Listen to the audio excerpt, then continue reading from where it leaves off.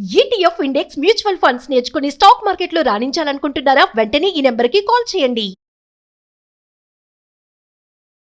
నమస్తే రమగారు. నమస్తే జయ. రమగారు, ఏదైనా ఒక చిన్న సిరీస్ స్టార్ట్ చేద్దామండి, ఒక 2-3 ఎపిసోడ్స్ వచ్చేలాగా. ఏం చెప్తారు? కొంచెం కొత్తగా చెప్తాం. ఓకే. ఎప్పుడో జయ చాలా రోజుల క్రితం ఒక ఇంగ్లీష్ సినిమా చూసా, ఫ్రీకీ ఫ్రైడే. ఫ్రీకీ ఫ్రైడే. ఎవరైనా ఇంట్రెస్ట్ ఉంటే చూడండి. ఈ ఫ్రీకీ ఫ్రైడేలో తల్లి పిల్ల, తల్లి ఇద్దరు పిల్లలు, ఆ అమ్మాయి తండ్రో మరి అతని భర్త తండ్రో వీళ్ళు నలుగురు కలిసి ఉంటారు. భర్త చనిపోతాడు. ఆ పిల్లకి తల్లికి క్షణం పడదు. పిల్ల భావాలు తల్లికి అర్థం కావు, తల్లి భావాలు పిల్ల అర్థం చేసుకోదు, సహజంగా కదా. అయితే వీళ్ళు ఒక చైనీస్ రెస్టారెంట్కో ఎక్కడికో వెళ్తారు. తల్లి పిల్లకి పడట్లేదని ఆ రెస్టారెంట్ ఒక ముసలావిడ ఒక అమ్మాయి రన్ చేస్తుంటుంది, ఆవిడ తల్లి ఉంటుంది. ఆవిడ ఏం చేస్తుందంటే వీళ్ళకి ఏవో చాక్లెట్లు ఇస్తుంది, దాని మీద స్విచ్ రాస్తుంది. స్విచ్ రాస్తే తల్లి పిల్లగాను పిల్ల తల్లిగాను మారిపోతారు. బాగుంది. తల్లి పిల్లలాగా బిహేవ్ చేస్తుంది, పిల్ల తల్లిలాగా పిల్ల తల్లిలాగా అవుతుంది. కొద్ది రోజులకి వాళ్ళకి అవతల వాళ్ళ కష్టం ఏమిటో తెలుస్తుంది అనమాట. ఓకే. తల్లి పడే ఇబ్బంది, కష్టము, ఆమె ఆమె యొక్క ఐడియాలజీ పిల్లకి అర్థం అవుతుంది. అలాగే పిల్ల ఎలాంటి ప్రెషర్స్ ఎదుర్కొంటుంది, దానికి ఏం ప్రాబ్లమ్స్ వస్తున్నాయి, అసలు పిల్లల తాలూకు యాక్టివిటీ, ఆ సరదా ఎలా ఉంటుంది, తల్లులు దాన్ని చూసే వస్తారు. మనం మన పిల్లల మనం చిన్నప్పుడు చిన్నగా అవ్వకుండా ఇప్పుడు పెద్ద అయిపోలేదు కదా. మనం చిన్నప్పటి నుంచి ఉండే మనం పెద్ద, కానీ మనం మర్చిపోతాం మన చిన్నతనంలో మనకి ఇలాంటివి ఉన్నాయి, ఇలాంటివి జరిగినాయి, మనం దీన్ని ఎదుర్కొన్నాం, ఈ అనుభవం మనదేనని తల్లులు అనుకోరు. ఒక వయసు వచ్చాక మర్చిపోతారు. అవన్నీ తెలుస్తాయి. చివరికి తల్లికి రెండో పెళ్లి చేసుకుంటూ ఉంటుంది ఆవిడ.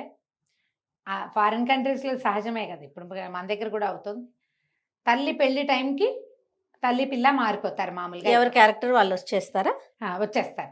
ఇది కనీసం ఒక 10-14 ఏళ్ల పాత సినిమా అయ్యి ఉంటుంది. నేను చాలా చిన్నప్పుడు ఇలాంటి ఒక కథ చదివాను అని నా ఉద్దేశం. ఓకే. ఎప్పుడో చదివాను ఇలాంటిది, ఒక్క ఎపిసోడ్, ఒక్క సంచికే చదివా. ఎపిసోడ్ అని కూడా ఒక్క సంచికే చదివాను, ఎవరింట్లోనో. దానికోసం బాగా వెతుక్కున్నాను. 1950లో రాయబడింది చందమామలో ఈ కథ. తండ్రి కొడుకులు. ఓకే. Same switch. మీరు కావాలంటే ఫ్రీకీ ఫ్రైడే చూడండి, బాగానే ఉంటుంది సరదాగా. ఆ కథ చెప్దాం. ఇప్పుడు ఇంత ఉపోద్ఘాతం ఎందుకు చెప్పానంటే తప్పకుండా దీంట్లో మనం ఇంకొకటి నేను చెప్పదలుచుకుంది ఏంటంటే, తల్లి పిల్లలు లేదా తండ్రి కొడుకులు ఒకళ్ళనొకళ్ళు అర్థం చేసుకుంటే సమాజం బాగుంటుంది. అవునండి, జీవితాలు బాగుంటాయి. తండ్రులు మనము గడిపి వచ్చిన జీవితమే ఇది, మనకు కూడా ఇలాంటి సంచలనాలు, ఇలాంటి ఇబ్బందులు, ఈ కష్టం, నిష్ఠూరం ఇదన్నీ మనం అనుభవించిందేనని తండ్రులు అర్థం చేసుకుంటే, జ్ఞాపకం చేసుకుంటూ ఉంటే, అప్పుడు పిల్లలకి ఈ టీనేజ్ బాధలు అంత ఎక్కువ ఉండవు. అవునండి, ఎందుకంటే తండ్రి సహకరిస్తాడు కాబట్టి. పైగా మన కాలం నాడు నేను నడిచెళ్ళేవాడిని నా 12 ఏళ్ళప్పుడు అని అనుకోకూడదు.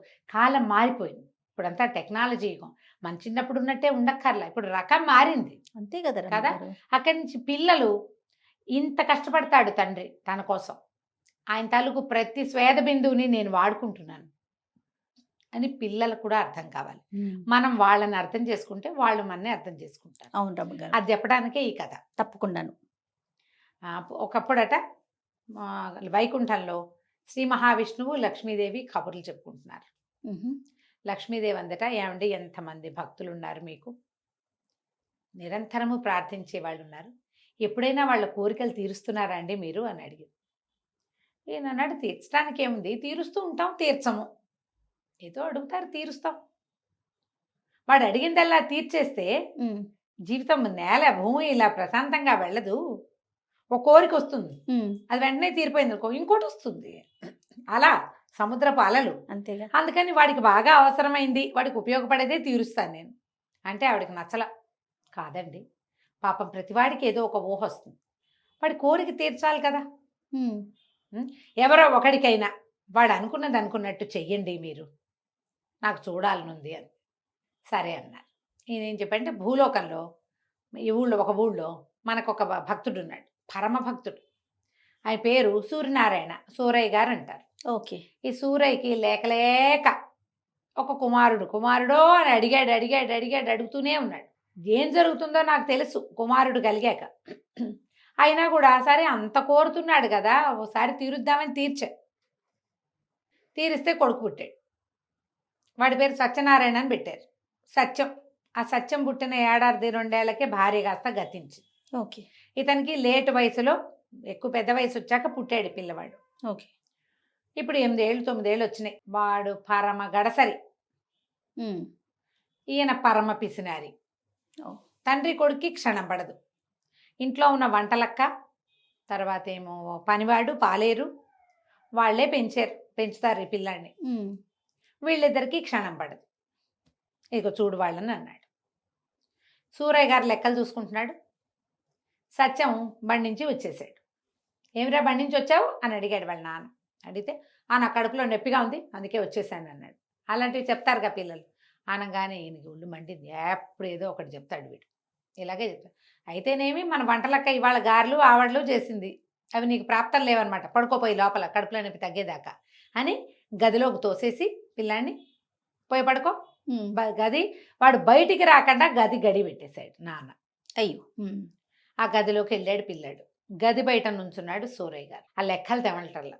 ఆయన అనుకున్నాడు, గోలో ఈ సంసారం ఏమిటో, ఈ పిల్లాడేమిటో, ఈ లెక్కలేమిటో డొక్కలేమిటో. చిన్నప్పుడే హాయిగా ఉన్నాను నేను, ఎంత హాయి. ఈ సత్యంగాడు చూడు ఎప్పుడు కావాలంటే అప్పుడు స్కూల్ మానిబారేసి వచ్చేస్తాడు. స్కూల్కి వెళ్ళాలన్న పాబంది కూడా లేదు బడికి, పకడ్బందీ ఏం లేదు, వాడు వెళ్ళాల్సిందేనని లేదు. మానేస్తే మానేస్తాడు. కడుపులో నొప్పి, కాలు నొప్పి, వేలు నొప్పి, నడు నొప్పి అంటాడు, జలుబు అంటాడు, వెళ్ళనంటాడు, ఏదో మారం చేస్తాడు, లేటుగా లేస్తాడు. హాయిగా స్కూల్ మానేసి ఎగ్గొట్టి కూర్చోవచ్చు.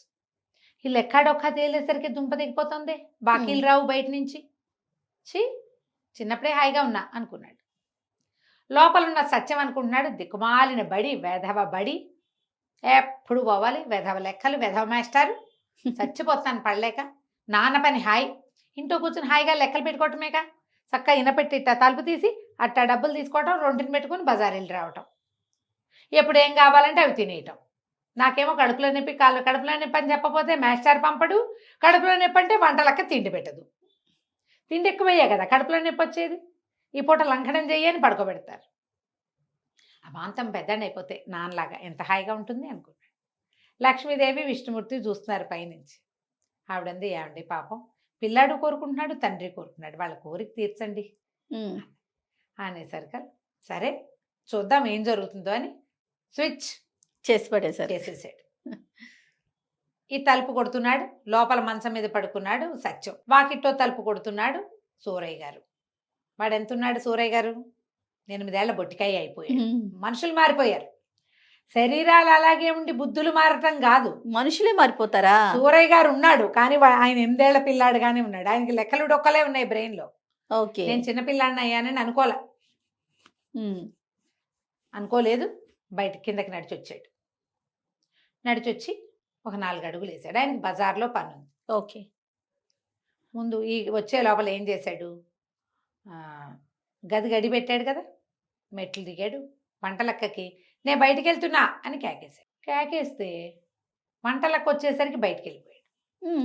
వంట ఆవిడ, ఇదేమిటి పిల్లాడిని లోపల పెట్టి గడి పెట్టాం, ఎక్కడికో పోతున్నాను అంటున్నాడు, ఆయన ఏం చేస్తున్నాడు పెద్ద మనిషి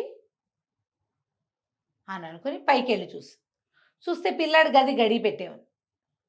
ఏమిటి నాకు అట్ట వినపడింది, సత్యం కాదా అనుకుంది. సత్యం కాదు, ఇక్కడ చెప్పింది ఎవరు? సూరయ్య గారే చెప్పాడు, సత్యం గొంతది. అదేలే. బయటికి వెళ్ళాడు. బయటికి వెళ్ళేసరికల్లా వంటలక్కగా ఒక లిస్టు చెప్పింది, సరుకులు కావాలి. సరే వెళ్ళాడు. వెళ్తే పచారీ కొట్టు దగ్గర నుంచున్నాడు భూషయ్య గారు. పచారీ కొట్టు. ఏమాయి భూషయ్య ఎట్టా ఉన్నావు అనగానే భూషయ్య గారు తలకాయ ఎత్తి చూశాడు, కళ్ళెగరేశాడు. ఆయన కళ్ళెగరేసింది ఎందుకు? 8 ఏళ్ల పిల్లాడు ఏమాయి భూషయ్య అంటే కళ్ళెగరేయరు. ఇంట్లోకి సరుకులు కావాలోయ్, ఒక అరబస్తా బియ్యము అని కందిపప్పు, పంచదార, ఉప్పు, చింతపండు 5 చెప్పాడు. ఆ భూషయ్యకి నవ్వొచ్చింది. కాకేమి అట్టగే డబ్బులేయి అన్నాడు. పిల్లాడితోటి డబ్బులా అని జేబు తడుకున్నాడు. జేబు తడుకుంటే ఆ జేబు నేను నిక్కర్ జేబులో చేయి పెట్టానని తెలియలే, అప్పటికి ఇంకా తట్టలేదు. జేబులో చేయి పెడితే చేయి తీస్తే ఒక ఇంత పెన్సిలు, ఓ ఇంత దారపు ఉండా, అక్కడి నుంచి తుమ్మ జిగురుతో ఏమిటో ఉంది అందులో. తుమ్మ జిగురు, జిగురులు అప్పటి కాలంలో ఏం చేసేవాళ్ళు, చెట్టు నుంచి పిక్కునేవాళ్ళం. దానికి ఒక పుల్ల ఇట్ట పెట్టుంది, దానికి తుమ్మ జిగురుంది. ఇవేమిటి ఇవెట్ట వచ్చినాయి నా జేబులోకి? పెన్సిల్ ఇటా వస్తుంది, ఇంతే పెన్సిల్. అక్కడి నుంచి ఎరైజర్లు, పాత రోజుల్లో రబ్బర్లు, టంగు, రాయి ముక్కలల్లే ఉండేవి. ఒక ఎరైజర్ కూడా బయటకు వచ్చింది. రెండో జేబు తడుకున్నాడు, 3 గోళీకాయలు ఉన్నాయి. ఇవేమిటి ఇవి ఉన్నాయి? అర్థం కాలేదు. ఇప్పుడు సరుకులకి డబ్బు ఇవ్వమంటున్నాడు భూషయ్య. కొంటెగా చూస్తున్నాడు తనకేసి. ఏమిటి వీడు అదోలా చూస్తున్నాడు నాకేసి? రోడ్డు మీద నడవటం మొదలుపెట్టాడు. చచ్చేలా ఆకలిస్తుంది ఆయనకి. ఇదేంటి ఇంత ఆకలిస్తుంది? నేను గారెలు ఆవడలు తిన్నాను కదా, వంట చేసేసింది కదా ఆవిడే. మధ్యాహ్నం వంట అయిపోయింది, మధ్యాహ్నం భోజనం చేసి గారె ఆవిడ కూడా తిన్నాడు. ఓకే. పీకల మొయ్య తింటే నాకు చచ్చేలా ఆకలిస్తుంది ఏమిటి? చూస్తే బజార్ కనపడుతోంది, ఒక హోటల్ లాంటిది, మిఠాయి దుకాణం కనపడుతోంది, పూరీలు జిలేబీలు అవి కనపడుతున్నాయి. డబ్బులు ఏవి మన దగ్గర ఏమున్నాయి? ఓ పెన్సిల్ ముక్క, ఒక రబ్బరు, ఇవి ఉన్నాయి. డబ్బులు లేవు. ఈ లోపల ఒక పిల్లాడు ఒకడు కనపడ్డాడు. వాడు ఇలా వచ్చి నెత్తి మీద టెబేల్మని కొట్టాడు ఒక దెబ్బ. ఏరో ఎగ్గొట్టేవే బడి అన్నాడు. అనగానే గొడ్డు మండిపోయింది. వెదవా వీడెవడో నన్ను నెత్తి మీద కొడతాడా? వాడు చూస్తే ఇంత కొంటె మొహం వేసుకుని 7-8 ఏళ్ల బొట్టికాయ. వీడు నన్ను కొట్టడం ఏమిటి? వీడు నన్ను ఎందుకు కొడుతున్నాడు? అర్థం కాలేదు. పళ్ళు రాలగొట్టేస్తాను, ఏంటి పిచ్చి వేషాలు ఇస్తున్నావా, ఏంటి చేయలేపుతున్నావు అని గట్టిగా అన్నాడు. అనగానే ఆ కుర్రాడు తెల్లబోయాడు. అవతలవాడు తెల్లబోయి, అబ్బా నీకు మాటలు వచ్చినాయిరా, పంతులతో చెప్తా ఉండు నీ సంగతి అన్నాడు. బడెగ్గొట్టి రోడ్ల మీద తిరుగుతున్నావు, కడుపులో నొప్పి అని చెప్పి ఇంటికి వచ్చేసి రోడ్ల మీద తిరుగుతున్నావా, నేను పంతులతో చెప్తా, పైగా నీకు ఇంత కొవ్వా, పళ్ళు నూరుతావుగా నన్ను చూసి అని వాడు వెళ్ళిపోయాడు. ఓకే. వాడి మాటలేమిటో వీడికి అర్థం కాలేదు. ఏమిటి నేను బడెగ్గొట్టడం ఏమిటి, ఏమంటున్నాడు వీడు? తన ఆకారం గురించి తనకు తెలియదు. దాకా తెలియలే. 1-2 అడుగులు ముందుకేసాడు. వేసేసరికి ఈ స్వీట్ షాప్ ఉందిగా, వాళ్ళ దగ్గర మిఠాయి దుకాణాలకి బయట అద్దాలు ఉంటాయి. ఆ అద్దంలో కనపడ్డాడు. ఎవరు కనిపించారు ఈయనకి? కొడుకు కనపడ్డాడు. ఏమనుకున్నాడు, ఇదేమిటి సత్తిగాడు ఇక్కడికి వచ్చి నుంచున్నాడు, వంటలక్క మిఠాయిలు అవి పెట్టనందేమో, ఆవడ్లు గావర్లు, డబ్బులు పుచ్చుకుని కానీ వచ్చేసాడా వీడు, ఏమిట్రా అన్నాడు. అప్పుడు చూసుకున్నాడు, ఏమిట్రా అంటోంది, తన తానే అనుకుంటున్నాడు. అర్థం కాలేదు. అటు ఇటు నడిచాడు. తను చెయ్యి నెత్తి మీద పెట్టుకున్నాడు. అద్దంలో తనే కనపడుతున్నాడు. తను సత్యంలాగా ఉన్నానని సూరయ్య గారికి అర్థమైంది. ఓకే. అందుక భూషయ్య ఎట్లా అన్నాడు, ఆ పిల్లాడెవరో నా నెత్తి మీద టొపేరని లేవదీసినట్టు కొట్టాడు. ఎందుకు కొట్టాడు వాడు? తన ఫ్రెండ్ అనుకుని. అర్థమైంది. ఏంటి నేను ఇట్లా సత్తిగడ్లా ఎలా మారిపోయాను? అర్థం కాలేదు. కడుపులో కర్ర కర్ర కర్ర కర్రలాడిపోతోంది ఆకలి. ఏం చెయ్యాలో తెలీదు. ఇక డబ్బులేమో లేవు. సరే ఇంటికి వెళ్ళిపోదాం అనుకున్నాడు. నడుస్తుంటే గాల్లో తేలుతున్నట్టు పడుతున్నాయి. సూరయ్య గారు 50 ఏళ్లవాడు. ఆయనకి లేటుగా కదా పిల్లాడు పుట్టింది. చిన్న బొజ్జ, బట్టతల, కళ్ళజోడు, స్థూలకాయం. నడవలేనివాడు, అరుగుదల లేదు, బాగా గబగబా నడవలేడు. ఇప్పుడు 8 ఏళ్ల పిల్లాడు ఎట్టంటే గాల్లో తేలుతున్నట్టు పడవు, ఆయనకి నడుస్తుంటే గాల్లో తేలిపోతున్నట్టు తూనీగలా. ఇందాకంతా ఫీల్ అవ్వలా, ఇప్పుడు సత్యాన్ని తెలియలా. ఇప్పుడు కరెక్ట్గా అర్థమైంది. నడిచొస్తుంటే ఇంటి సందు మొగదల్లో తన పాత స్నేహితుడు కనపడ్డాడు. సత్యంగా మారిపోయానని మర్చిపోయాడు. మార్చిపోయి, ఏరోయ్ సుందరం ఎలా ఉన్నావు అని అన్నాడు. ఆనంగానే ఆ సుందరం గారు కళ్ళు రూతూ, ఏమిట్రా కొవ్వెక్కిందా వెదవా, పెద్ద చిన్న లేదు, మీ నాన్నకి చెప్పి తాట ఒలిపిస్తానన్నాడు. అప్పుడు గుర్తొచ్చింది, నేను సత్యంగా మారిపోయాను. తాట ఒలిపించుకోవడం ఎవరికి ఇష్టమో. సరే పరిగెత్తుకుంటూ వచ్చేసాడు. ఇప్పుడు లోపలికి వచ్చాక డౌట్, ఏమిటి ఏం చెయ్యాలి? ఇప్పుడు తను పరిగెత్తుకుంటూ వెళ్తే ఎట్లా, ఏం చెయ్యాలో తెలియటల్లా. ఈ లోపల గదిలో ఉన్నాడు కదా కొడుకు, పిల్లవాడు. వాడు ఒళ్ళు సాగదీసుకుని పడుకుందాం అనుకున్నాడు. సాగదీస్తే సాగదే ఒళ్ళు. వంటలక్క ఏం పెట్టదు ఇప్పుడు, నాన్న తలుపు తీయడు, పడుకోవాలి మనం. కాసేపు నిద్రపోవాలంటే ఏ పక్కకి తిరిగినా ఏమిటో బొజ్జడ్డం పడుతోంది. మొహం మీద కళ్ళజోడు. వాడికి అలవాటు ఏముంది, పక్కకి తిరిగి ఇట్ట పెట్టుకున్నాడు. పెట్టుకోగానే కళ్ళజోడు తగిలింది. ఇదేమిటి కళ్ళజోడు వచ్చింది? కళ్ళజోడు తీశాడు. తీస్తే ఏమీ కనపట్టాలా. మొహం నుంచి కళ్ళజోడు తీస్తే ఏం కనిపించట్లేదు. అదే అదే వాడికి అర్థం కాదు. మళ్ళీ కళ్ళజోడు పెట్టుకుంటే కనిపిస్తుంది. ఇదేంటి నేను ఇలా ఎలా అయిపోయాను, నాకు కళ్ళజోడు ఉండటమేంటి, ఆ కళ్ళజోడు లేకపోతే కనపడకపోవటం ఏంటి, పక్కకి తిరుగుతుంటే ఒళ్ళు ఏమో బద్ధకంగా ఉంది.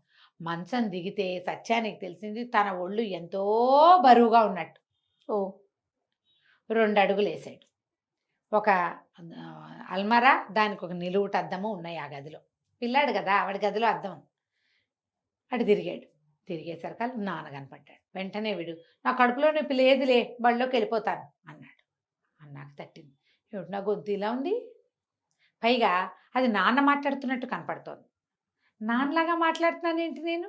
అటు ఇటు కదిలాడు. చూస్తే ఇంత బొజ్జ, స్థూలకాయం, పాత రకపు పంచ, పైన ఒక చొక్కా లాంటిది, ఏమంటారు దాన్ని, మనం బన్నీలు లాంటివి వేసుకునేవాళ్ళు పాత రోజుల్లో.